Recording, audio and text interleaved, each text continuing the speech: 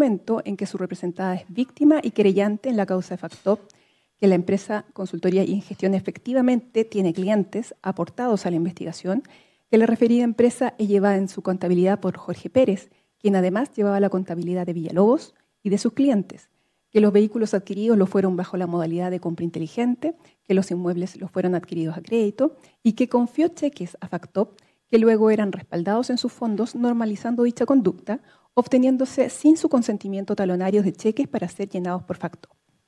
Que por su parte la defensa del imputado Angulo Rantul se ha opuesto a la medida cautelar de prisión preventiva, discutiendo los presupuestos de la prisión preventiva, proponiendo en su lugar las medidas cautelares del artículo 155 del Código Procesal Penal y sostiene que no se verifica a su respecto un ocultamiento que requiere la figura de lavado de activos, que el Servicio de Impuestos Internos no inició un procedimiento de fiscalización para verificar las inconsistencias de la declaración de renta atribuida y que sin perjuicio de lo anterior se consignó dicha suma en la cuenta corriente del tribunal y sostiene que en cuanto a la emisión de facturas ideológicamente falsas, estas fueron realizadas desde el perfil de Jorge Pérez y en todas las sociedades en las que éste era contador, lo que es coincidente con el mail deudor, mail de cedente y quien en definitiva tenía el dominio de los certificados digitales. Tercero, que el estándar probatorio que se ha de tener presente para resolver la petición de medidas cautelares es necesario establecer que no se trata de una justificación de condena, sino de considerar plausible la concesión de la prisión preventiva con la sola prueba de denunciados sobre existencia de delitos, sin realizar todavía un juicio de atribución afinado sobre la responsabilidad penal de los imputados. Así, se tendrá por probado en términos cautelares la participación a través de presunciones fundadas, contando con los antecedentes esgrimidos por el persecutor y determinar si estos son coherentes y correlativos con las hipótesis planteadas. En términos más simples, se trata de un análisis a la luz de un juicio de probabilidad entre la certeza y la duda. No estamos en el estándar de más allá de toda duda razonable, porque aquello ocurre en el juicio oral. En cambio, aquí nos encontramos en una etapa inicial del procedimiento penal. En consecuencia, del cúmulo de los antecedentes cabe tener en consideración que, primero, en cuanto al delito de soborno, en carácter de reiterado respecto de los imputados Hermosilla y Villalobos, que la presente investigación se inicia con el conocimiento que se adquiere del audio de fecha 22 de junio del año 2023, en el cual, conforme la declaración de la imputada Leonarda Villalobos, habría efectuado el registro que posteriormente difundió a la cónyuge de Rodrigo Toppelberg, imputado en causa diversa, en fraude corporativo FACTOP, que además involucra a sus controladores, Rodrigo Toppelberg, Ariel y Daniel Sauer. La conversación comprende a los interlocutores imputado Hermosilla y Villalobos, además del investigado Daniel Sauer. Se menciona la existencia de pagos funcionarios a servicios de impuestos internos y al funcionario de Comisión del Mercado Financiero, CMF, dirigida a controlar la información que se estaba recopilando en dichas instituciones en torno a los intereses de los hermanos Sauer, Rodrigo Toppelberg y los controladores del Grupo Patio, los hermanos Jalaf, por la investigación administrativa de la Unidad Investigativa del Mercado Financiero, UAF, relacionado con la corredora de bolsa del Grupo Subcapital STF S.p.A. Que lo anterior se ve corroborado con el informe de análisis telefónico incautado a Villalobos, donde constan numerosas fotos de pantalla respecto de conversaciones de WhatsApp vinculadas a un contacto registrado como Renato Robles TGR, comprobado con la compañía telefónica respectiva que corresponde al imputado en comento, las cuales dan cuenta que la imputada Villalobos realizó diversos pagos al imputado Robles por haberle entregado información que ésta le solicitó de diversos clientes, los cuales se concretaron a través de transferencias bancarias desde la cuenta corriente de la sociedad Stern S.p.A., siendo la giradora la imputada Villalobos, a la cuenta RUT del imputado, de acuerdo al informe de análisis de cuenta corrientes, que alcanzaron la suma total de 1.522.658 pesos entre marzo del año 2019 y febrero del año 2023.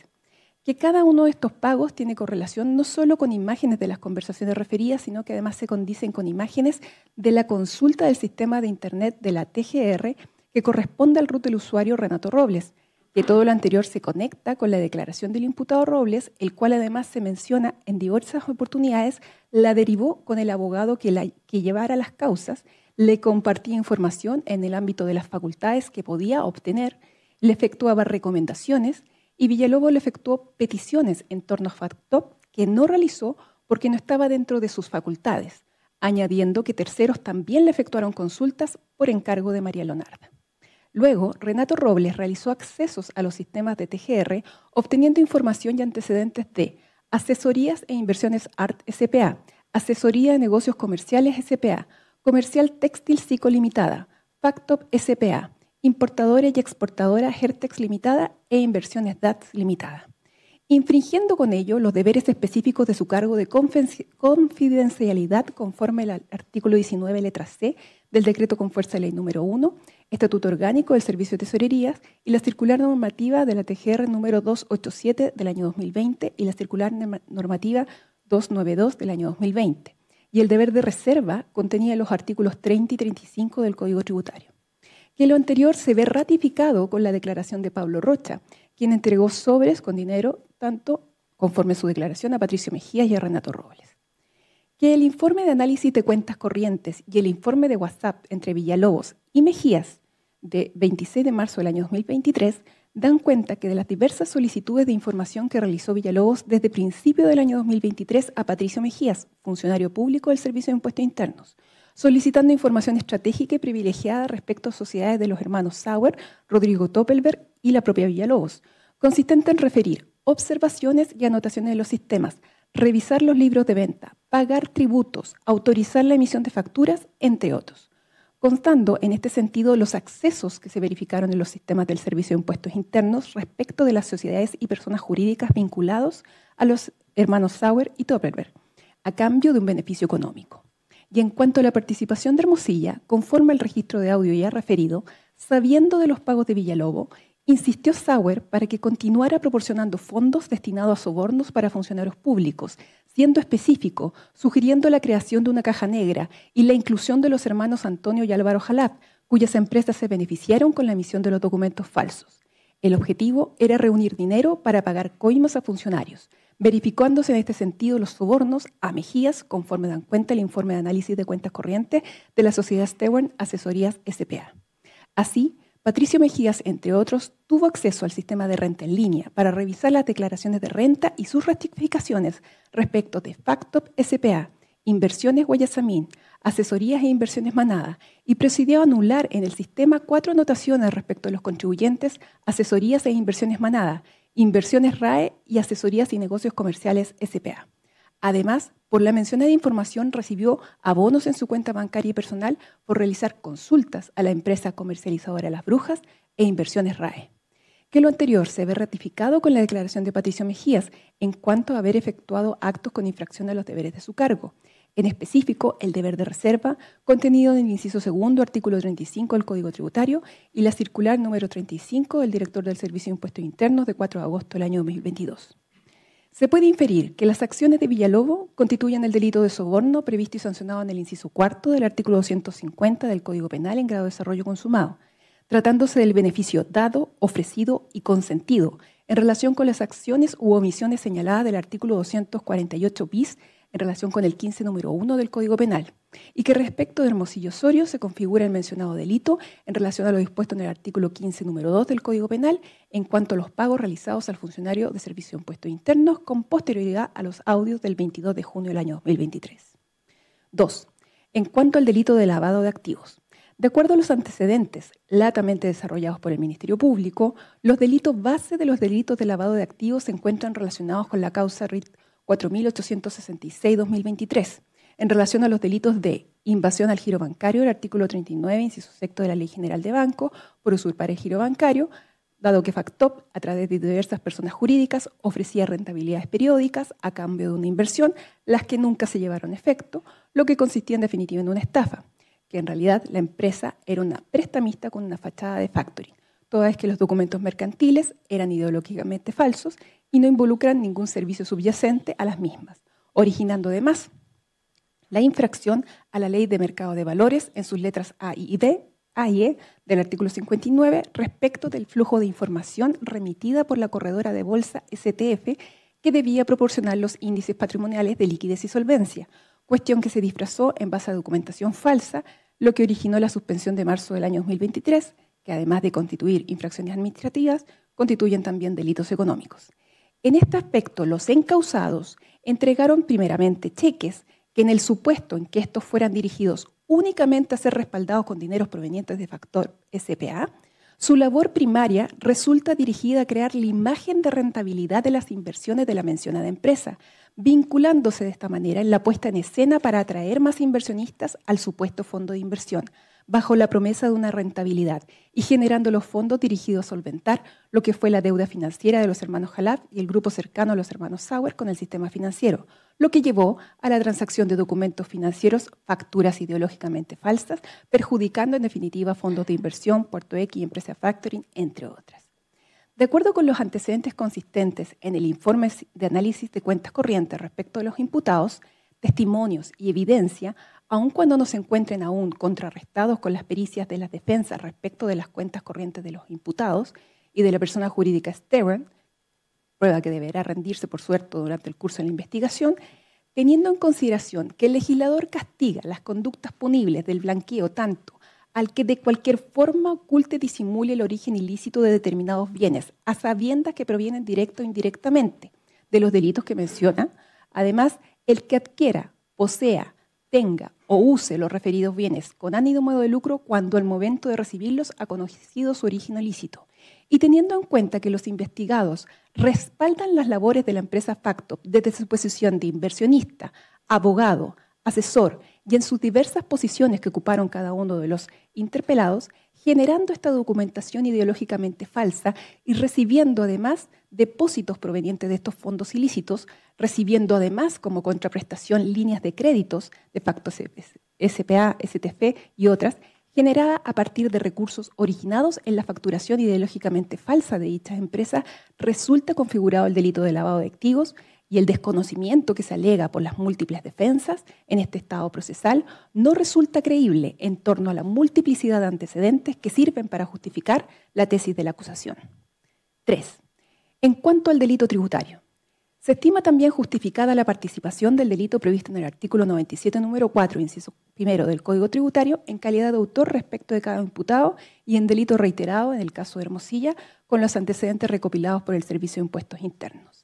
Así se concluye que se presentó declaraciones anuales de impuesto a la renta manifiestamente falsas, consignando en el formulario 22 ingresos menores en relación de advertirse una diferencia entre los retiros no declarados respecto de las sociedades Asesorías e Inversiones Luis Hermosilla y Compañía Limitada y Profesionales Luis Edgardo Hermosilla Osorios, Abogado Limitada, y los montos relativos a depósitos de cheques y efectivos de origen desconocido. El imputado en los años tributarios 2019 y 2023. En consecuencia, se advierte que subdeclaró ingresos según el análisis de cuentas y generó una declaración de impuesto presentada en forma falsa o incompleta que provocó perjuicio a las arcas fiscales. Asimismo, se configura el mencionado delito respecto de Villalobos, que presentó declaración anual de impuesto a la renta manifiestamente falsa, consignando en el formulario 22 ingresos menores en razón de advertirse una diferencia entre los retiros no declarados respecto de las sociedades Stern, Asesorías SPA y los montos relativos a depósitos de cheques y efectivos de origen desconocido en el año tributario 2023. Y en consecuencia, concluir que se subdeclaró sus ingresos según el análisis de cuentas corrientes y generó una declaración de impuesto presentada en forma falsa e incompleta que provoca perjuicios a las arcas fiscales. Que por su parte se configura también el mencionado delito tanto respecto de Villalobos y Angulo, todas que utilizaron diversas maniobras respecto al contribuyente Asesorías de Negocios Comercio SPA en la declaración anual de impuesto maliciosamente falsa en el año tributario 2023, contabilizando y declarando como gastos 254 facturas falsas y 25 notas de crédito falsas. Contabilizaron y declararon como ingreso 323 facturas falsas y 123 notas de crédito falsas. En este aspecto, la investigación de los delitos tributarios se sustenta básicamente con la recopilación de antecedentes de acuerdo a la ley y se reitera además que el desconocimiento de acuerdo al párrafo ya señalado. Se descarta. Que en cuanto a la necesidad de cautela. Primeramente, cabe señalar que si bien el artículo 139 establece la excepcionalidad de la medida cautelar de prisión preventiva, es en el artículo 140 la norma a la que debemos estar para establecer los presupuestos de su concurrencia. Y en este aspecto es indispensable aquí hacer una distinción en relación a los fundamentos de la necesidad de cautela y la situación procesal de cada uno de los imputados en esta causa. Tratándose del imputado Angulo, cabe tener en consideración que este ha sido formalizado por los delitos de lavado de activos y delito tributario, como ya se ha desarrollado. Teniendo en consideración la pena probable en relación a los delitos y la extensión del mal causado en relación con el delito tributario, respecto del cual se ha hecho una consignación en la cuenta corriente del tribunal, se erige este respecto la medida de prisión preventiva como desproporcionada, teniendo en consideración además que tratándose del delito de lavado de activos, la norma no puede superar la del delito base de estafa, al que estuvo incluso el Ministerio Público, y a este respecto puede verificarse el cumplimiento de una condena en libertad a la luz de la concurrencia de la atenuante objetiva del artículo 11, número 6, en relación con la Ley 18.216, y pudiendo a este respecto disponerse de medidas cautelares de menor intensidad, respecto de las cuales se abrirá debate. Tratándose de la imputada Villalobos y el imputado Hermosilla, ambos han sido formalizados por los delitos de cohecho reiterado, lavado de activos y delito tributario, reiterado este último en el caso de Hermosilla. En este aspecto, en relación a una prognosis de pena, debemos considerar primeramente que en relación al cúmulo de antecedentes recopilados en el curso de la investigación, existe una sospecha grave y fundada de que los imputados pudieran obstaculizar la investigación mediante la destrucción, modificación, ocultación, falsificación de elementos de prueba, inducir a coimputados, testigos, peritos o terceros para que informen falsamente o se comporten de manera desleal o reticente. En este aspecto quedan en la retina del tribunal que se efectuó un allanamiento en el domicilio del imputado Hermosillo Osorio, en el que se incautó el teléfono móvil de aquel que permitió encontrar conversaciones de este con el exdirector de Policía de Investigaciones, siendo este uno de los múltiples contactos que le permitía obtener favores conforme a sus propios intereses. Que por su parte, la imputada Villalobos fue quien de manera directa contactó funcionarios de servicios públicos instalándose en una cadena de solicitud de favores a cambio de dádivas, siendo incluso derivada por esto a otros funcionarios de manera tal que la investigación se encuentra solo en sus inicios. Y en este sentido, determinar las dimensiones de la contaminación que se efectuó en los cimientos de las mentadas instituciones, vulnerando con ello la probidad de los funcionarios públicos que debían cautelar los principios y los valores mencionados de los servicios, hace indispensable que, atendido la gravedad de los delitos y sus consecuencias en el ámbito institucional como en el mercado financiero, configuran los delitos pluriofensivos, hacen en definitiva la libertad de los imputados sea un peligro para la seguridad de la sociedad y por consecuencia se decretará a su respecto la prisión preventiva.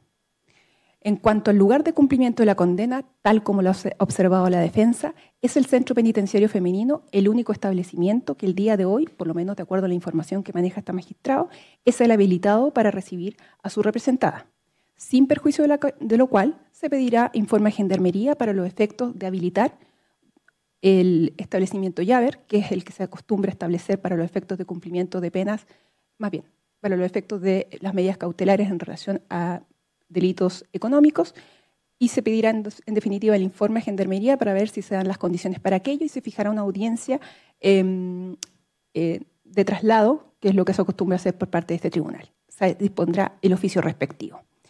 En relación con el imputado Angulo, se abre debate en la medida cautelar fiscal. Gracias, señoría. En nuestro concepto y tomando en consideración que efectivamente el tribunal ha podido acreditar, en este caso, el presupuesto material respecto de la medida cautelar que habíamos solicitado, consideramos nosotros que la medida cautelar proporcional y adecuada para garantizar los fines del procedimiento, específicamente para asegurar la comparecencia del imputado a los actos del mismo, es la del artículo 155, letra A, el arresto domiciliario total, y el arraigo nacional, también letra D, del artículo 155. Ya, ¿consejo? Nada que agregar, su señoría. El Consejo también se adhiere a la solicitud, dada el debate que usted está abriendo respecto del imputado Angulo, de que se le fije la cautelar personal que acaba de señalar el Ministerio Público, arresto domiciliario total y arraigo, teniendo en consideración también que los dos funcionarios públicos, que cada uno estaba por un solo delito, tienen esa medida cautelar. Entonces, a efecto de proporcionalidad, el Consejo solicita la cautelar personal antes señalada. ¿Servicio? Conforme a lo ya señalado por mis distinguidos colegas, está de acuerdo con la solicitud efectuada por la Fiscalía, en este caso por el delito tributario, digámoslo, es un simple delito, digamos, está conteste, digámoslo, con las otras medidas ya decretadas por el tribunal, en este caso para asegurar la comparecencia de los otros imputados que se encuentran en esta causa. ¿Diputados? En los mismos términos, señoría, que los colegas. Ya. ¿Y la defensa?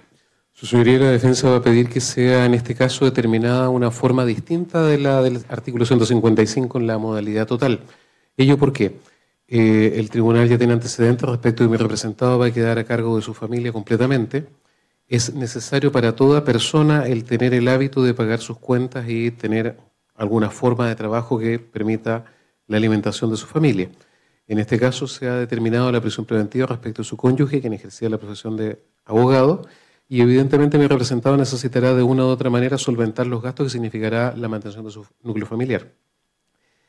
En lo jurídico, esta parte, y el tribunal ha recogido ese planteamiento, cuenta con una posición diversa al resto de los intervinientes. Salva la situación de aquellos que evidentemente no discutieron la medida cautelar y fueron inmediatamente contestes a aceptar la propuesta del Ministerio Público sin discutirla. En este caso se trata de una persona que ha concurrido voluntariamente, que se ha presentado, que ha declarado todas las instancias del proceso. No hay elementos que permitan suponer alguna forma de evasión del mismo, muy por el contrario. Su interés es justamente el esclarecimiento de los hechos a la mayor brevedad. Y en ese sentido, además se trata de una persona que ha caucionado los resultados de este juicio en lo que eventualmente sería el monto de lo que el propio fisco ha señalado que existiría como perjuicio. Nos parece que la actitud de él es absolutamente discordante con la del resto de las personas en el proceso y pedimos a su respecto alguna medida cautelar distinta. Propone la defensa la del artículo 155 en modalidad nocturna, letra en modalidad solamente nocturna, su señoría, manteniéndolo vinculado al proceso, al mismo tiempo que el arraigo, que entendemos que debiera ser una medida cautelar suficiente para asegurar los fines del proceso. Ya. Resolviendo entonces el tribunal en relación a las medidas cautelares, tal como se señalaba anteriormente, las medidas cautelares dicen en relación con los intervinientes de manera determinada, y a este respecto el tribunal ya se mencionó respecto a la caución en relación a uno de los delitos, y se considera que para los efectos de tenerlo vinculado al procedimiento bastará la medida cautelar de arresto domiciliario nocturno y arraigo nacional. Quedando los intervinientes notificados, el domicilio para los efectos de cumplimiento, que sería la fiscalización entre las 10 de la noche por Carabineros de Chile y las 6 de la mañana del día siguiente, ¿cuál es? Avenida Las Perdices. ¿Dentro de un condominio? Ya. ¿El condominio tiene acceso de conserje? Sí. Ya. Para que usted instruya al conserje que deje pasar a Carabineros, porque ellos transitan con una baliza o sonora, y usted tiene el deber de apersonarse a Carabineros. ¿Ya? Eso para lo que lo deje informado. Tenga en consideración que si usted no se presenta a Carabineros de Chile, y esto es un apercibimiento que yo le hago a todo imputado en audiencia, si usted no se presenta y Carabineros informa un incumplimiento, aquello habilita al Ministerio Público para solicitar una orden de detención y una medida cautelar más intensa. ¿Ya? Entendido. Y con eso entonces, ¿alguna otra petición? Magistrado, Espérame un momento. El plazo de investigación. Sí, el plazo. antes de eso, sí. Le entendí que en el caso de Luis estaría autorizando el tribunal que vaya a Capitán Llaver. Eso lo dije en relación mencioné el lugar. Entonces en le relación pido, a la sí, estamos haciendo la petición entonces de que el tribunal autorice de que se cumpla la medida cautelar decretada dentro del recinto Capitán Llaver. Ya. En relación a los lugares de cumplimiento, el criterio de este magistrado es que es determinado por Gendarmería de Chile. Ahora, atendida a la naturaleza del delito, yo entiendo que es el lugar de general cumplimiento, pero eso se hace, lo que yo hago es pedir informe a Gendarmería y citamos una audiencia para fijar el lugar de cumplimiento. ¿Ya? Pero en definitiva, el día de hoy, ¿a dónde se determina el traslado? Eso lo determina Gendarmería de Chile, porque es la institución que hace la derivación. Yo solamente formulo la solicitud, en definitiva, si se puede o no llevar a efecto donde lo ha mencionado la defensa. ¿Ya? Ahora sí, el plazo fiscal. Su señoría, consideramos que un plazo proporcional y razonable atendida, ¿cierto?, la entidad del caso, ¿cierto?, que usted misma, ¿cierto?, ha referido al momento fundamental su resolución, la complejidad del mismo, las diligencias que están pendientes, que ya tenemos varias que ya están decretadas y que sin duda va a haber otras más por decretar, no debe ser inferior a los 180 días o 6 meses, como usted lo tiene pertinente. Ya. ¿Consejo? En la misma línea, su señoría, el Consejo presentó su querella original en un minuto y después su ampliación con una serie de diligencias, muchas de las cuales ya fueron ordenadas y por lo tanto, dada la complejidad, los partícipes y las cosas que hay por hacer, el Consejo solicita se decrete como plazo de investigación el que está pidiendo el Ministerio Público. ¿Servicio? Claro, la misma solicitud por parte del Servicio de Impuestos Internos. Hay recopilaciones pendientes, todavía diligencias que se deben hacer, y en ese sentido son diligencias que son complejas, digamos, y necesitamos el plazo tal como lo señala la Fiscalía. Ya. ¿Diputado? En los mismos términos, señoría. Ya. ¿Defensa Hermosilla? Estimamos, magistrado, que la investigación, como se pudo comprobar acá, permite incluso establecer los hechos, cierta línea de hechos, en forma bastante clara. De hecho, la mayor parte de la discusión ha sido más bien jurídica, no ha sido relacionada sobre los hechos. Desde ese punto de vista, nos parece que el plazo de 60 días es el adecuado, atendido justamente las medidas cautelares que se han desarrollado, evitando que se provoque una lesión aún mayor, ¿no es cierto?, al principio de inocencia. E insisto, esta parte además es consecuente. Nosotros hemos trabajado sobre las hipótesis de hecho que ha establecido el propio Ministerio Público. Entonces nos parece que 60 días es el plazo adecuado para poder desarrollar las diligencias que faltan. Ya. Su señoría, la defensa también estaría de acuerdo con 60 días. Es una investigación que no se inicia hoy día, inició hace 10 meses, ya hay una larga data respecto al antecedente que se han recopilado. También un elemento importante, señoría, es que las personas que se les pidió prisión preventiva van a mantenerse por ahora privada de libertad. Eso también incluye un control superior sobre lo que es el plazo investigativo, sobre todo para las personas que son, insisto, privadas de libertad. Eso, señoría, respecto a los 6 meses, 60 días suficiente. Y también respecto a la circunstancia penitenciaria de nuestra defendida, a solicitud también. Queríamos solicitar que mientras se vea esta petición a Capitán Yavar, ella se encuentre en lo que es el CPF de San Miguel. Tengo entendido que hay un módulo de alta connotación pública, que creo que es el módulo 4, y que esto sea también con medida de seguridad, señoría, para que vaya con todas esas peticiones. Ya. ¿Defensa? Su señoría, la discusión de plazo es muy interesante porque este es el único momento en el que el tribunal tiene algún margen de control sobre las acciones. Y entiendo que la discusión de plazo debe decir razón con las diligencias que actualmente se den y no, como han dicho nuestra contraparte, las que se vayan a decretar con posterioridad. No se ha expresado ninguna diligencia precisa, clara y concreta que en este momento se encuentre despachada y que tenga algún plazo de duración determinado. En ese entendido, comprendemos que se le está pidiendo al tribunal simplemente un plazo de 6 meses para ver qué se le ocurre después a la Fiscalía. Fijen 60 días que además no obstan nada para que en el evento de que para una audiencia de aumento donde sí indiquen cuáles son las diligencias precisas, concretas que se encuentren vigentes, se pueda diferir un plazo diverso, su señoría. A ver, teniendo en consideración que precisamente la propia resolución del tribunal hizo alusión a unas pericias necesarias que las propias defensas han señalado que son indispensables y a juicio de este magistrado por principio de objetividad, el Ministerio Público deben ser evacuadas, cuáles son precisamente estas contrarrestar la información documentaria existente en relación a las respectivas sociedades de los coimputados y además el hecho de que, tal como también dijo en la resolución, esta investigación se encuentra en inicio en relación a las ramificaciones en relación con un delito más relevante de todos, que a juicio de este magistrado es el soborno. De manera tal que aquello da para lugar a un plazo extendido en los términos que lo ha solicitado el Ministerio Público y se va a fijar en 180 días. Quedando los intervinientes notificados de la resolución del tribunal, se va a fijar una audiencia para los efectos de, yo le señalo audiencia de garantía, para los efectos de ver el traslado, si se ha verificado en el caso suyo a Yaver, y en el caso suyo se va a solicitar medidas de seguridad y ver el tema de si existe alguna unidad especial en Yaver, en definitiva, o se va a mantener en aquella. ¿Ya? Vamos a fijar fechas según la agenda del tribunal. Copia de los audios, su señoría, si fuera tan se va a enviar un enlace a los correos electrónicos de los intervinientes.